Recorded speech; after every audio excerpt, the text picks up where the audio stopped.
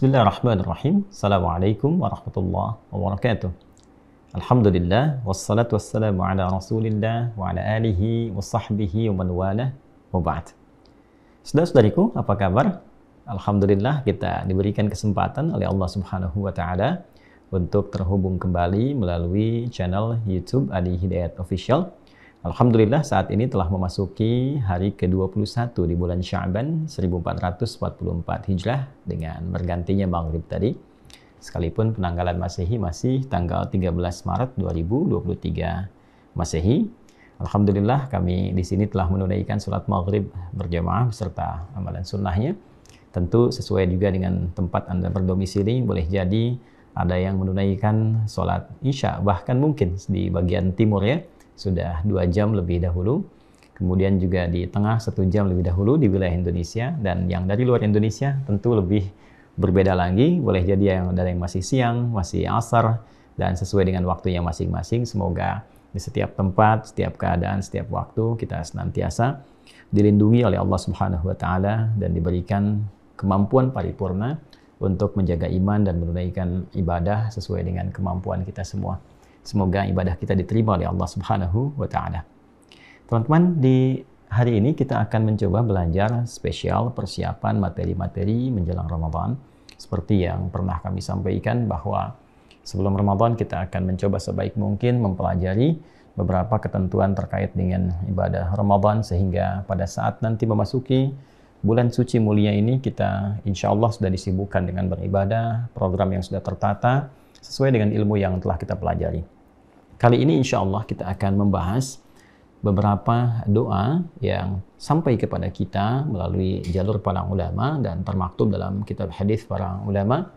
Dan tentunya saya dokumentasikan juga pada buku yang telah saya siapkan. Beberapa waktu yang lalu saya sampaikan ke teman-teman sekalian bahwa insya Allah Ramadan kali ini kita akan mencetak agak banyak untuk panduan puasa Ramadan. Ini saya siapkan buku makna ayat puasa yang telah kami tambahkan di awalnya beberapa petunjuk-petunjuk penting yang mengiringi persiapan Ramadan. Baik tentang mukadimahnya nanti ada beberapa terkait rukun dan syarat pengetahuan dasar tentang puasa secara fikih yang sangat ringkas.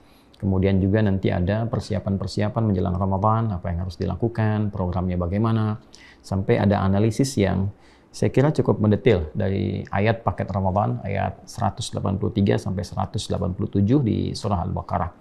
Insya Allah teman-teman bisa akses ya di Wah Corner. Baik, di sini saya juga cantumkan di mukaddimah yang kedua di halaman yang ke-24 Romawi ya, untuk beberapa rangkaian doa yang tersambung pada Nabi Sallallahu Alaihi Wasallam, sekalipun kualitasnya bisa berbeda-beda, tapi matannya ya. Jadi kalau kualitas sanad barangkali ada beda tinjauan, ada yang menilai bahwa ini hadisnya lemah barangkali dari segi sanad ya, atau bahkan dipersoalkan dengan persoalan serius seperti hadis mungkar misalnya dari segi sanad, tapi matannya tidak menghalangi kita untuk menjadikan itu sebagai acuan untuk berdoa, karena dalam fikih hadis sekalipun ada sanad yang lemah tapi secara matan tidak bermasalah yang terkait dengan afdholiyatul a'mal, jadi bukan amalan-amalan pokok ya seperti sholat apalagi tauhid misalnya, tapi ini amalan-amalan pendukung saja yang kalau tidak ada itu pun tidak ada masalah, kan? Dan kita bisa lakukan dengan menggunakan bahasa Indonesia misalnya.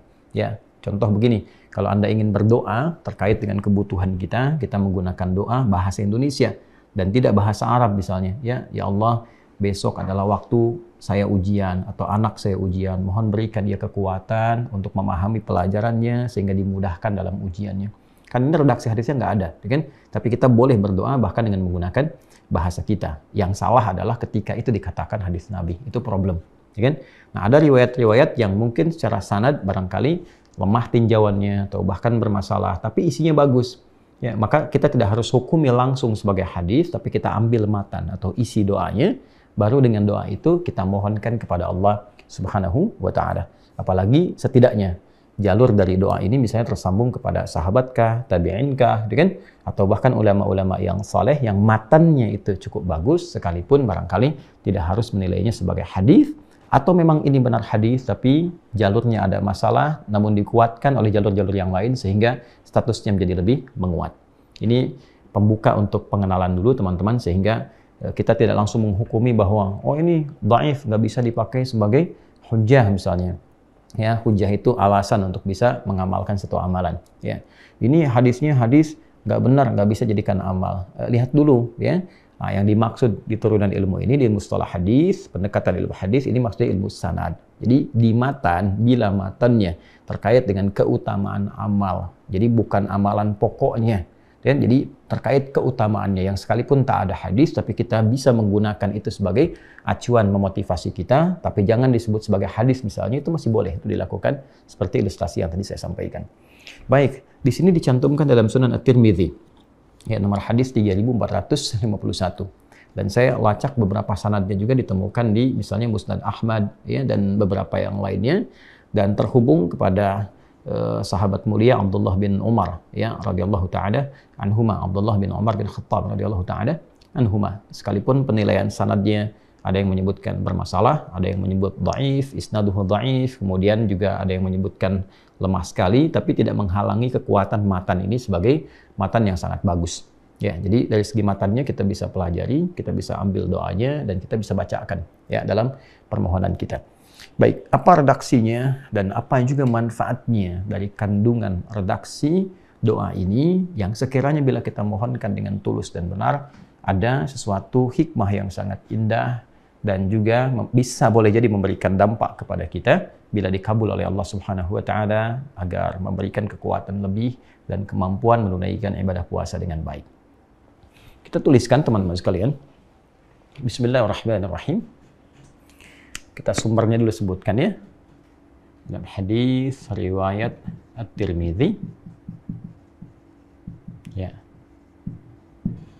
Ini sebetulnya nama aslinya Muhammad, ya. Nama aslinya cuma tumbuh berkembang di Tirmidz. Ada yang menyebutnya Turmudz, ya. Sekarang wilayahnya masuk ke wilayah Tantan begitu, ya. Jadi kalau kayak Khorasan di Uzbekistan, Bukhara tuh, ya, di Khorasan Uzbekistan. Ya, ada yang dekat ke Afghanistan, kan? Ada yang dekat ke Tajikistan, ya, wilayah pecahan-pecahan Soviet terdahulu, ya. Jadi teman-teman, ini di Tirmidz sehingga menyebutnya At-Tirmidzi. Ada juga yang menyebutnya Turmudz sehingga menyebut At-Turmudzi, ya. Tidak ada soal di sini. Nomor hadis 3451. Jikapun ada perbedaan misalnya di penomoran, mungkin cetakan dan sebagainya, nanti kita akan temukan di rawinya, ya, periwayat hadisnya dari Abdullah bin Umar, ya, radhiyallahu taala anhuma. Nah, di beberapa versi nanti ada juga penguat di versi-versi riwayat yang lain. Kita bisa lacak nanti beberapa yang lainnya dan telah saya cantumkan di buku saya juga. Dan nanti kita sambungkan saja ke redaksi matannya atau informasi atau isi hadis yang disampaikan kepada kita. Bismillahirrahmanirrahim. Kita langsung tuliskan ini doanya. Allahumma ahillahu alaina bil yumni, kan, wal iman, kan, was salamati wal islam. Ya, baik. Kemudian, nah ini ada beberapa versi. Ini ada tambahan, saya berikan kurung. Beberapa riwayat menyebutkan wat taufiq. Wat taufiq lima tuhibbu wa tardahu. Ya, ini ada tambahan ini, beberapa riwayat lain. Kemudian ini ada satu riwayatnya Rabbi, di riwayat yang lain Rabbuna, kan, wa rabbukallah, ya. Saya berikan harakat dulu, ya. Bismillah. Allahumma ahillahu alaina bil yumni wal iman was salamati wal islam. Ini tambahannya wat taufiq. Tanya 2, taufiqi 5 tuhibbu wa tardahu. Rabbi atau Rabbuna wa Rabbukallahu. Nah, baik teman-teman, ini doa yang spesifik sampai kepada kita terkait dengan memohon kepada Allah saat di awal akan masuk kepada Ramadan. Saat mulai dilakukan ru'yat hilal, ya, penampakan hilal. Atau kalaupun menggunakan pendekatan hisab misalnya, bila diketahui misalnya secara hisab Ramadan akan tiba misalnya tanggal sekian, kan? Nah, kalau dalam konteks ini sekarang kalau kita tarik ke bulan Maret, hisabnya menunjukkan 23 Maret tuh, ya. 2023 Masehi itu sudah masuk satu Ramadan. Karena tanggal 22-nya ketika terjadi ijtima, kemudian masuk kepada maghrib, ya, ijtima itu konjungsi yang sering pernah saya bahas. Masuk ke maghrib itu posisi hilalnya sudah di atas 0 derajat dengan ketinggian kurang lebih 7 derajat 57 menit atau 8 derajat, itu sudah besar sekali. Ini menunjukkan besoknya sudah akan masuk bulan Ramadan, jadi malamnya sudah tarawih. Nah, kalau sudah tahu begitu, akan mendekat misalnya sehari sebelumnya, ya kan? Atau dalam fase ingin melihat secara langsung ru'yatul hilal, ya kan? Nah, maka menjelang untuk melakukan itu, ini kurang lebih doa yang disampaikan. Jadi ada doa-doa yang masih panjang yang sampai kepada kita sejak bulan Rajab misalnya, atau sekarang Sya'ban masih 10 hari ke depan. Ada doa yang viral yang sering kita sampaikan itu, Allahumma barik lana fi Rajab wa Sya'ban wa balighna Ramadan, kan? Ya Allah, berkahi kami di bulan Rajab yang lalu, ya, dan di bulan Sya'ban ini, dan mohon sampaikan kami ke bulan Ramadan, tentunya sesuai dengan ajal kita. Itu juga ada riwayatnya, ya, dalam riwayat Musnad Ahmad juga ada disebutkan, dan memang dari segi sanad hadis bermasalah, bahkan ada yang menyebutnya mungkar, karena di situ ada salah satu bernama Ziyad An-Numairi, masalah, gitu kan? Sanadnya bermasalah, tapi matannya masih bisa digunakan. Jadi paling objektifnya, gitu kan? Kalau paling kita ingin ambil yang paling nyamannya, ya, dan selamatnya, sekalipun status hadisnya itu mungkar dari segi sanad, maka jangan nilai sebagai hadis, itu paling aman, ya. Tapi ambil sebagai doa yang teriwayatkan sampai kepada kita, isinya yang diamalkan. Nah, itu yang paling selamat. Ini persepsi para ulama hadis yang sangat pakar di bidang yang memberikan contoh kepada kita. Jadi kalau doanya aman dari segi sanadnya, bagus tersambung ke Nabi, matanya bagus, itu nggak ada masalah. Bagaimana kalau statusnya misalnya secara sanad yang bermasalah? Ya, sanad itu orang yang meriwayatkan. Misal dari 10 orang, 1 bermasalah nih. Apakah dia misalnya punya perilaku yang kurang bagus, sehingga bisa memberikan dampak penilaian yang nggak bagus bagi hadisnya. Maka ketatnya ilmu hadis menunjukkan bahwa ini jangan diamalkan dulu nih, yang seperti ini nih, sampai dicek betul ada nggak riwayat lain, kan? Nah, itu kalau kita ingin mengamalkan dengan nama hadisnya, itu maksudnya. Ya, tapi kalau misalnya, wah ini bermasalah nih sanadnya, tapi matannya sebetulnya bagus, kan? Nah, maka garis paling tengahnya kata ulama mengajarkan, ambil doanya dan tidak harus kita menilai sebagai hadis. Yang penting doanya yang kita amalkan. Ya, tapi kalau misalnya ada dhaif, tapi jalurnya banyak, itu bisa naik, ya, naik. Jadi derajatnya lebih kuat dibandingkan dengan sebelumnya. Ya, nah, teman-teman sekalian, kita masuk ke sini. Ini doanya, Allahumma, ya Allah, kan? Ya Allah. Baik. Sebetulnya ya Allah sendiri bahasa Arab, kan? Ya Allah itu asalnya bahasa Arab, gini, ya Allah. Ya. Nah, hanya ini, kalimat ini menjadi kalimat standar yang secara fitrah itu akan keluar, terdorong ke lisan kita, keluar untuk mengucapkan dalam setiap kondisi kita lemah meminta. Bahkan misalnya lihat mendung aja, ya Allah, mendung. Ya Allah, macet, kepleset, ya Allah, gitu kan? Nah, itu artinya ada secara diri kita, kan, memberikan kesan fitrah, ya, sehingga sadar atau tidak keluar permintaan kita kepada Rabb yang menciptakan kita. Ya, jadi ini sebetulnya bagian dari fitrah kita bahwa kita ini lemah yang selalu tertaut permohonannya kepada Rabb kita, yaitu Allah Subhanahu wa taala. Nah, untuk membedakan kalimat yang standar dengan yang khusus, kalau kita gabungkan ini keduanya dan dibacakan dengan penuh kelembutan, ketundukan, dan harapan yang kuat untuk dikabulkan. Wadhkur rabbaka fi nafsika tadarruan wa khifatan wa dunal jahri minal qaul. Demikian kiranya petunjuk di Quran surah ke-7 Al-A'raf ayat 205 misalnya. Sebutlah nama Allah dengan ketundukan, ketawadhuan, dan kekhawatiran yang dalam, gitu kan? Kemudian khusyuk memohon supaya minta cepat dikabulkan. Nah, itu kalau digabungkan keduanya, kalimatnya menjadi Allahumma begini. Nah, jadi kalau ada doa-doa dibuka dengan Allahumma, ini memberikan kesan bahwa mintalah dengan tawadhu, mintalah dengan merendah, dan minta dengan khusyuk. Itu maksudnya. Ya, ini fikihnya mahal sekali teman-teman sekalian ya. Ahillahu alaina, mohon hadirkan awal Ramadan kepada kami. Ini ahillahu itu dari kata hilal. Ya, mohon hadirkan dengan hilal Ramadan. Ya. Maksudnya menunjuk kepada awalnya. Ya. Ya Allah, mohon hadirkan awal Ramadan, hilal awal Ramadan kepada kami, kan? Satu, teman-teman sekalian. Nah, ini minta kepada Allah supaya dari sejak awal Ramadan kita bisa mendapatkan poin-poin berikut ini. Ya, satu, bil yumni wal iman. Ya, saya ambil satu dulu yang saya kotaki, yumni, dengan penuh ketenangan, kenyamanan. Tenang, nyaman, damai. Ada indikasi bahwa ada orang-orang yang ketika memasuki awal Ramadan hatinya nggak tenang.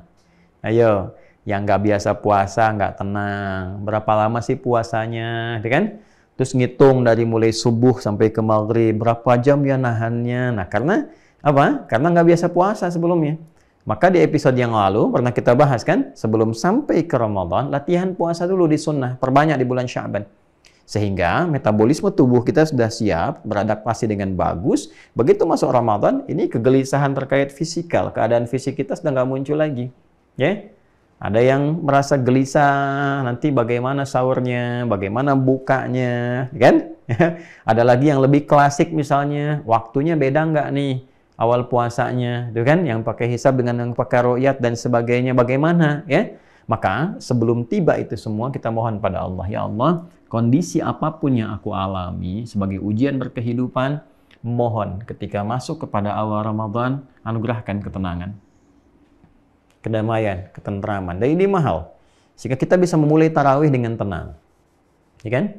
Besoknya memulai puasa dengan tenang, dengan damai. Sahurnya tenang, bukanya tenang. Ini mahal sekali teman-teman sekalian.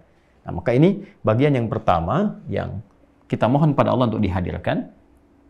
Yang kedua, wal iman, dan kekuatan iman. Ini poin yang sangat penting. Ya kan? Karena ini dasar dari panggilan puasa. Dibukanya dengan kata iman. Ya ayyuhalladzina amanu. Hei semua orang yang beriman. Dan awal puasa itu anugerah dari Allah yang memberikan instalasi iman kuat dalam diri kita sebagai anugerah untuk menyambut awal Ramadan. Makanya nanti setiap awal Ramadan itu semangat orang-orang tuh. Yang jarang ke masjid, yang jarang baca Quran, kan? Nah, tapi boleh jadi itu tidak konsisten nanti ketika Allah berikan nggak terjaga dengan baik sampai akhirnya. Sehingga saya sering bercanda mengatakan seringkali terjadi kemajuan tuh. Ya, di awal Ramadan bagus, pertengahan mulai maju safnya. Akhir-akhir tinggal satu saf gitu kan. Nah, maka minta kepada Allah Subhanahu wa taala diberikan kekuatan iman sampai akhirnya. Ya. Dan ada poin yang kedua yang paling penting juga, diberikan kekuatan iman untuk menunaikan semua ibadahnya. Ya, contoh puasanya misalnya. Kan yang dinilai itu imannya sebelum kita memulai. Karena itu Nabi mengatakan man shoma ramadhana imanan, iman dulu tuh. Ya. Apa yang dimaksud iman itu? Keyakinan menunaikan ibadah itu karena Allah, untuk menaati Allah, karena perintah Allah. Kan panggilannya langsung kan, ya ayyuhalladzina amanu, hei semua orang beriman, ini perintah Allah. Kutiba alaikumussyam, diwajibkan untukmu berpuasa. Itu kan bentuk pasif kan, kutiba alaikum itu asalnya kataballahu alaikum, ya kan? Dijadikan pasif ya, karena orang beriman tuh nggak harus tanya lagi siapa yang mewajibkan. Sudah tahu karena tertanam dalam imannya. Sudah tahu tuh pasti Allah. Karena itu orang-orang yang kuat imannya ketika dipanggil ya ayyuhalladzina amanu, dia akan senang menunaikan ibadah itu karena tahu yang manggil Allah. Ya.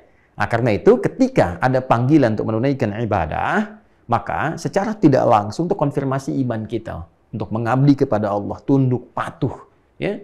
Nah, sekarang poinnya, kenapa setiap ibadah seringkali menghadirkan kata iman? Salat, alladzina yu'minuna bil ghaib wa yuqimunas shalah. Iman dulu. Puasa, ya ayyuhalladzina amanu, kutiba alaikumussyam. Karena pada hakikatnya nggak mungkin kita ibadah kalau nggak Allah perintahkan. Kita sujud itu karena perintah Allah. Kita puasa karena perintah Allah. Jadi sesungguhnya saat beribadah, kita sedang mematuhi Allah. Kita sedang membuktikan kebertuhanan kita kepada Allah. Itu yang dimaksud Quran surah ke-20, Thaha, di ayat ke-14. Innani anallahu la ilaha illa ana fa'budni. Kan? Akulah Allah, kata Allah. Nggak ada Tuhan selain aku yang layak dipertuhankan dan disembah. Fa'budni, maka sembah aku. Maka ketika kita mengatakan la ilaha illallah, konsekuensinya menyembah Allah. Jelas ya? Maka ketika kita menunaikan puasa, sejatinya bukan karena menunaikan itu Ramadannya tiba. Bukan karena orang lain puasa, saya puasa. Orang lain tarawih, saya tarawih. Bukan. Karena Allah perintahkan. Itu hakikatnya. Hanya untuk menghadirkan itu nggak mudah. Ya? Kadang-kadang ada orang puasa. Kenapa puasa? Karena si fulan puasa. Kenapa tarawih? Ya, si fulan juga tarawih. Masa dia aja yang bisa? Saya juga bisa. Kan? Saya pengen ikut si fulan. Tarawihnya di situ kayaknya enak. Kan? Nah, itu nggak mudah, teman-teman.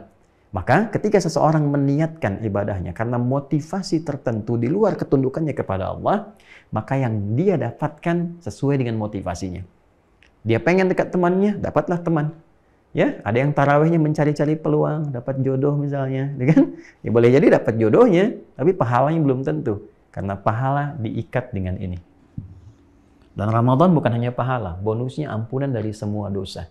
Ghufira lahu ma taqaddama min dzambi. Kapan itu diturunkan? Ketika semua motivasi ibadah kita tujuannya satu, hanya untuk mengagungkan Allah Subhanahu wa taala. Maka kita mohon kepada Allah supaya konsisten awal sampai akhir puasa. Allah menjaga kita agar bening hati, lurus tujuan. Semua kita kerjakan karena Allah. Saya tunduk, patuh, cari bekal yang mulia, merubah kepribadian jadi lebih elok. Saya puasa ingin menundukkan nafsu supaya takwanya muncul. Sejak awal berikan ketenangan, berikan kekuatan iman. Ya, ada orang yang tenang, imannya sudah bagus, semangat, tapi tiba-tiba sakit misalnya, kan? Maka kita mohon kepada Allah supaya diselamatkan dari berbagai macam hal-hal yang mengganggu kita untuk khusyuk ibadah. Apakah itu musibah di jalan yang menghambat kita untuk khusyuk menunaikan ibadah, sholat tepat waktu, ada macet yang berlebihan, atau tiba-tiba sakit dan sebagainya, maka kita minta sebelum tiba puasa. Mohon kepada Allah ini sifatnya bukan permohonan-permohonan pribadi, ya, sifatnya tidak personal, tapi di sini ada unsur komunalnya, ada unsur kebersamaannya. Jadi kalau saya misalnya bermohon, saya bukan untuk diri saya, sertakan juga di situ keluarga, istri, anak-anak, kan, ibu tercinta, kan, saudara-saudari dan sebagainya. Anda juga demikian, mintakan seperti itu, ya. Nah ini maka dijaga. Maka ayah ketika membawa harta untuk buka, untuk sahur yang dimasak oleh ibu, hati-hati, pastikan halal. Sehingga anak-anak juga mendapatkan pasokan yang halal. Karena begini, harta yang halal itu nanti dibawa ke rumah, diolah oleh istri misalnya. Jadi masakan. Lalu dimakan oleh anak-anak. Baik kan? Keluarga makan itu semua. Kalau dia halal, maka proses metabolisme itu tidak hanya mengolah makanan jadi energi. Tapi dia akan bernilai positif yang menggerakkan semua bagian tubuh untuk ringan beribadah. Sholatnya ringan, baca Qurannya ringan, zikirnya ringan. Karena itu ada pendekatan dari para ulama yang menyampaikan kepada kita jika ada kemalasan dalam menunaikan ibadah. Spesifik misalnya sholat, ya kan? Ya, atau misalnya sulit untuk berinteraksi dengan Al-Quran, coba dicek. Salah satu unsurnya coba cek, ada nggak harta yang salah yang masuk nih? Ya? Ada nggak yang haram yang masuk? Atau misalnya dipastikan bagus nih, tapi fisiknya nggak selamat dari perbuatan maksiat. Baru nonton yang salah, dengar yang salah, dan sebagainya. Maka biasanya dipakai ibadah agak susah. Sehingga puasanya jadi formalitas aja. Tahan lapar, tahan haus, puasa sekedarnya gitu kan. Sholat sekedarnya aja, tidak peduli terhadap khusyuk tidaknya. Yang penting formalitas dijalani misalnya. Ya secara rukun mungkin tertunaikan. Tapi nanti akan masuk pada golongan yang disebutkan Nabi, rubba sha'imin laisa lahu min siyamihi illal ju' wal 'atash. Ya, atau rubba qa'imin laisa lahu min qiyamihi illa as-sahar. Ada orang-orang yang kata Nabi SAW bima makna wa kama qala Rasulullah SAW, ada orang-orang yang saat berpuasa itu tidak mendapati apapun dari puasanya, pahala juga tidak, gitu kan, kemuliaan tidak merubah perilaku, tapi dia hanya menahan lapar dan haus saja. Pun demikian, ada yang bangun malam, dia ikut tarawih, gitu kan? Tapi tidak mendapat apapun dari tarawihnya, tidak merubah keadaan dia, tidak membuat lebih tenang, tidak menjadikan perilaku lebih baik, gitu kan? Tidak menghadirkan ampunan, hanya dia lelah begadang saja. menghabiskan malam dengan berdiri, ya, takbir sampai salam. Maka kita minta kepada Allah dijaga, diselamatkan. Wal Islam. Nah, jaga keislamannya. Islam di sini turunannya banyak, teman-teman sekalian. Nah, bisa jadi Islam ini nanti ke pokok-pokok amalan. Sebab kalau disebutkan Islam, turunannya kan gabungan antara iman dan amal saleh. Tauhid dengan syariat. Tauhidnya asyhadu an la ilaha illallah wa asyhadu anna Muhammadar Rasulullah. Maka syariatnya ke bawahnya. Salat, zakat, puasa, umrah, haji, dan sebagainya. Jadi kalau di sini disebutkan wal Islam, kita ambil ke pokoknya, maka mudah-mudahan awal sampai akhir Ramadan tauhidnya terjaga bagus, kan? Kemudian sholatnya semangat. Kalau ini kan baru selamat kan? Tapi keselamatan itu mendorong kita nggak optimal dan semangat menunaikan amal saleh. Maka kita minta, ya Allah, berikan kami kekuatan dalam keislaman. Ya kan? Semangat yang baik, sholatnya semangat, i'tikafnya semangat, ya, khataman Qur'annya semangat, ya kan? Yang umrah di Ramadan semangat, ya kan? Baik, dan seterusnya. Nah, ini gambarannya. Nah, ada beberapa di riwayat itu menambahkan redaksi ini. Ya. Wa taufiq lima tuhibbu wa tarda, dan mendapatkan taufik. Ya. Taufik itu kesesuaian dengan apa yang Allah tetapkan. Ya. Baik, ya? Misal begini, paling gampangnya. Allah menginginkan orang-orang yang menghafal Quran misalnya, atau membaca Al-Quran, atau mengkaji Quran, maka Quran yang ia interaksikan itu mampu merubah perilakunya, keadaan dirinya lebih baik dari sebelumnya. Maka ditegaskan misalnya di Quran surah ke-35 Fatir, di ayat ke-32, lihat di ujungnya itu. Wa minhum sabiqum bil khairati biiznillah, dzalika huwal fadlul kabir.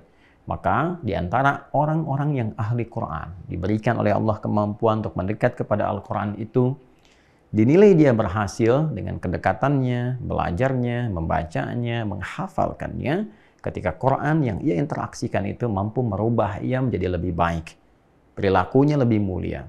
Nah, orang-orang yang mendapatkan taufik dari Allah Subhanahu wa Ta'ala sesuai dengan apa yang Allah inginkan, maka capaian akhirnya seperti yang Allah tetapkan.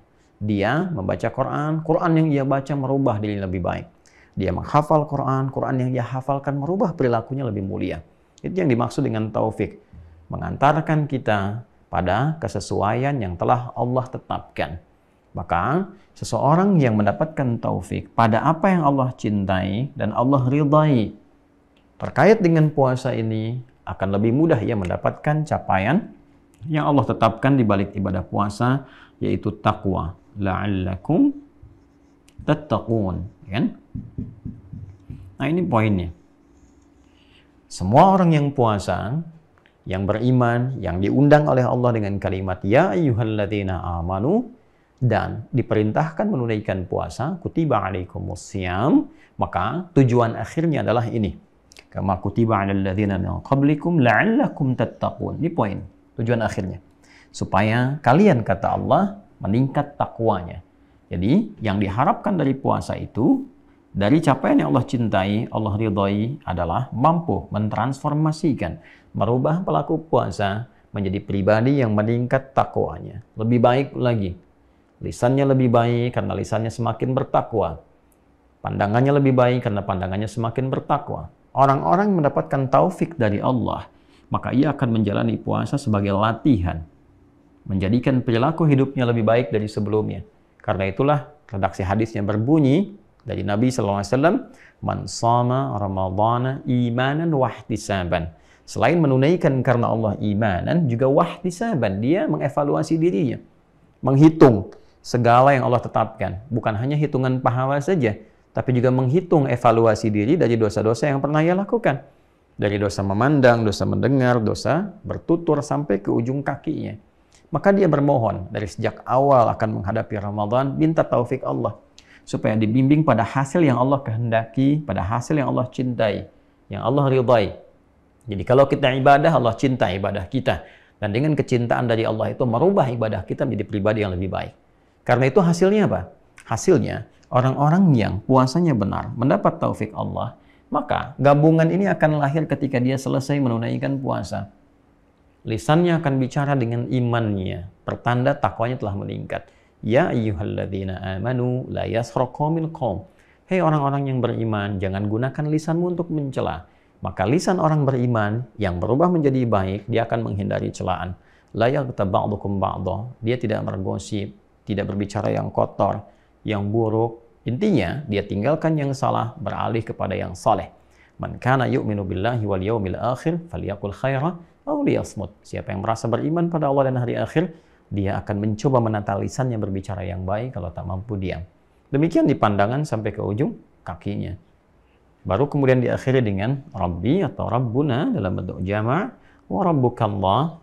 Dengan sungguh kita meyakini segenap jiwa kita memusatkan di segenap pikiran kita bahwa semua ketentuan yang ditetapkan kepada kita, aturan-aturan yang diberikan kepada kita dalam menunaikan puasa itu adalah demi menaati Tuhan kita yang merawat kita. Jadi semua bentuk ibadah ini hakikatnya untuk merawat kita menjadi lebih baik. Allah nggak butuh dengan sholat kita. Allah nggak butuh dengan ruku sujud kita. Allah nggak butuh dengan puasa kita. Justru kita yang butuh dengan amalan itu untuk membuktikan satu kebertuhanan kita kepada Allah. Kita ini hamba Allah, itu Tuhan. Maka bagaimana membuktikan itu dengan ibadah? Taati perintahnya, jauhi larangannya, itulah hamba. Kan? Dan yang kedua, dampak dari ibadah itu membuat kita lebih baik. Karena itu Allah wajibkan, dengan wajib itu kita mampu mendapatkan anugerah dari hasil ibadah itu menjadi pribadi yang baik. Karena Allah sayang dengan kita. Kalau nggak sayang, akan dibiarkan aja. Ya terserah kamu. Kan? Tapi karena Allah sayang, dibuat wajib itu, diberikan kita dipaksa mengerjakan itu, kembalinya supaya kita lebih baik. Kembali kepada kita lagi. Kayak orang tua mewajibkan anaknya, kamu sekolah ya. Harapannya kan supaya jadi baik. Jadi pintar, jadi bagus. Kan? Kamu makan begini ya, kamu jalan begini, berkata yang bagus. Orang tua jaga betul. Bahkan saat anaknya berkata yang kurang baik, langsung ditegur. Kenapa? Karena ingin anaknya baik. Jadi orang tua saja yang sayang demikian, apalagi Allah yang Rahman dan Rahim. Ya, karena itu disebut Rabb, yang merawat, memberikan kebutuhan, menyayangi, memaafkan kalau salah. Maka kita katakan Rabbuna. Teman-teman semuanya, saya, Anda, kita. Dengan Allah yang merawat kita, menyayangi kita. Ya? Dan Tuhan Anda semuanya adalah Allah. Jadi pada akhirnya kita mengembalikan semua harapan-harapan ini kepada Allah Subhanahu wa Ta'ala. Nah ini teman-teman sekalian, di antara doa-doa yang cukup bagus, kita bisa mohonkan menjelang Ramadan, selain doa-doa viral yang lainnya, yang tentunya kita bisa urutkan dari dua hal. Baik itu dari sudut pandang sanadnya misalnya, atau matannya. Sekali lagi saya berikan penjelasan, supaya bisa lebih meyakinkan kita untuk memohon dengan apa yang sekiranya memiliki nilai-nilai riwayat yang bagus untuk kita amalkan. Sanad itu adalah transmisi periwayatan, bicara tentang orang yang meriwayatkannya. Karena itu sering kita katakan hadis riwayat disingkat HR, ya kan? Nih. Nah, di ilmu hadis ini menjadi penting sanad itu. Karena untuk menunjukkan ketersambungan informasi. Benar nggak dari Nabi? Siapa orang yang meriwayatkan itu? Maka harus ditemukan. Misalnya, di sini orang ke-10 generasinya diurutkan 10, 9, 8, 7, terus sampai ke sumber primernya mendapatkan dari Rasulullah SAW. Ya? Dan saking terhormatnya hadis Nabi SAW, karena itu disebut dengan al-hadis syarif, hadis yang mulia. Maka kemuliaan itu juga menjadi parameter penilaian pokok yang dilakukan oleh para ulama hadis kepada para periwayat hadis. Ini orang baik nggak? Bermasalah nggak? Ya kan? Ada celaknya nggak? Bersikap yang santun, yang benar nggak? Sedikit saja bermasalah. Misalnya tidak jujur, gitu kan? Atau bahkan suka mengarang cerita. Dia bagus, benar, tapi suka bercerita sehingga nggak bisa dibedakan mana hadis, mana cerita. Nah itu tunggu dulu. Ada riwayat lain nggak yang menguatkan? Takut diduga ini cerita, maka simpan dulu hadisnya. Seketat itu teman-teman sekalian. Ya? Maka ini nanti kalau lolos dari segi sanad ini, maka kualitas hadisnya disebut baik, tidak bermasalah, nggak sakit. Bahasa Arabnya sahih. Ya. Ini syaratnya 5. Mattasala isnaduhu, 1, bersambung sanadnya. Ya, nanti sambungannya nanti ada jumlah spesifik juga, sehingga disebut dengan mutawatir misalnya. Mutawatir itu hadis yang diriwayatkan oleh orang banyak, yang saking banyaknya rasanya sulit kalau ada satu yang berbohong atau merekayasa. Ya, nggak mungkin, saking banyaknya urutannya. Setiap tingkatan banyak. Ya, ada lagi yang masyhur misalnya kan, dan seterusnya. Nanti mattasala isnaduhu binaqlil adli. Harus ada sifat adil, sifat yang benar, nggak bermasalah secara hukum, ya kan? Nggak terduga punya persoalan-persoalan dari segi misalnya pengucapan, lisan atau perilakunya. Dhabit, kuat ingatan. Beda titik koma saja bisa turun statusnya, kan? Beda sekarang bicara A, besok bicara B, atau 5 menit kemudian dia meralat, bisa berubah tuh. Dari sahih bisa di hasan, ya. Imam At-Tirmidzi itu membuat kualifikasi sampai turun dari sahih ke hasan, ya kan? Kemudian anil abdid dhabiti mattasala isnaduhu binaqlil adlid dhabiti anil abdid dhabiti min ghairi syudzudin wala illatin qadihah. Ya, tanpa adanya celah-celah baik secara celah-celah yang perilaku sifatnya atau pemikiran-pemikiran yang menyimpang sehingga mempengaruhi kualitas hadisnya. Maka ini yang pertama teman-teman. Ini setiap orang ini digali nih. Untuk menghormati, memuliakan Nabi SAW, maka setiap orang ini harus ditelusuri nih. Maka nanti ada ilmunya sendiri, ada jarh wa ta'dil namanya ya, dan kitabnya banyak sekali. Nah, yang kedua baru isinya, informasinya. Ini matan, isinya bagaimana informasinya. Ini pun nanti ada ilmunya lagi. Bertentangan nggak dengan hadis sahih yang lainnya? Yang paling pokok bertentangan nggak dengan isi Al-Quran? Kan? Ininya kayak benar nih, tapi ini bermasalah misalnya. Maka juga ini jadi persoalan. Ya kan? Misalnya ininya ada bermasalah, tapi ininya benar nih.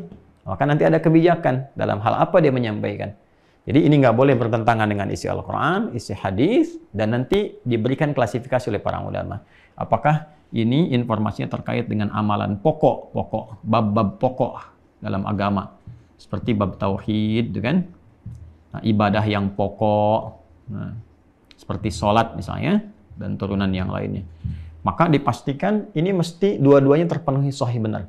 Jadi dari yang sanadnya juga pas, bagus, sampai ke nabinya, kemudian isinya juga harus sempurna. Nggak boleh ada sesuatu yang menyimpang dan sebagainya. Baru diterima di amalan pokok. Di luar ini, ada namanya afdaliyatul a'mal. Atau fadilatul a'mal. Fadilatul a'mal. Kita bikin jama' aja. Ya. Keutamaan yang mendukung amalan. Dia bukan bercerita tentang amalan pokok, bukan pokoknya, tapi kegiatan yang mendukung amalan pokok. Contohnya apa? Doa supaya dikuatkan sholat, misalnya kan? Doa supaya dikuatkan puasa, dan seterusnya. Ya, puasanya yang pokok, tapi doanya supaya minta dikuatkan, itu bukan amalan pokoknya, tapi amalan pendukung kepada yang utama, fadilatul amal namanya. Jelas ya? Maka dalam fadilatul amal ini, kalau kita menemukan sanadnya bagus, buatannya bagus, maka itu ideal. Top ya, TOP, BGT, top banget gitu. Itu yang kualitas paling bagus. Tapi kalau misalnya menemukan ini sanadnya bermasalah nih, ya, maka statusnya secara sanad hadisnya dhaif nih. Dhaif itu lemah, turun status dari yang sini. Jangan langsung divonis, oh ini nggak bisa diamalkan. Tidak. Cek dulu ini bermasalah nggak isinya. Ya, kalau isinya nggak bermasalah, bagus. Bahkan kalaupun nggak pakai bahasa Arab, pakai bahasa Indonesia pun nggak ada masalahnya kita minta, gitu kan? Nggak ada hadis pun nggak ada masalah kita nilai ini sebagai doa, maka boleh diamalkan. Ya, tingkatan paling tingginya kata para ulama bahwa sekalipun ini misalnya taruhlah matruk atau mungkar atau bahkan maudhu sekalipun, maka jangan dianggap hadis. Doanya boleh dipakai tapi jangan dinilai sebagai hadis. Tapi kalau masih misalnya dhaif nih, nggak sampai derajat yang parah 3M. 3M itu mungkar, matruk, maudhu', ya kan? Diingkari, ditinggalkan, hadis palsu. Maka kalau tidak sampai derajat yang semacam itu, dhaif, bahkan riwayatnya banyak, bisa saling menguatkan. Maka masih bisa disebut sebagai hadis. Ini hadis tapi keutamaan amalan. Lalu diamalkanlah kemudian doanya. Nanti banyak sekali hal-hal yang demikian. Seperti Allahumma, misalnya barik lana fi Rajab wa Sya'ban wa balighna Ramadan. Secara sanad bermasalah, tapi matannya bagus. Maka boleh kita berdoa dengan matannya.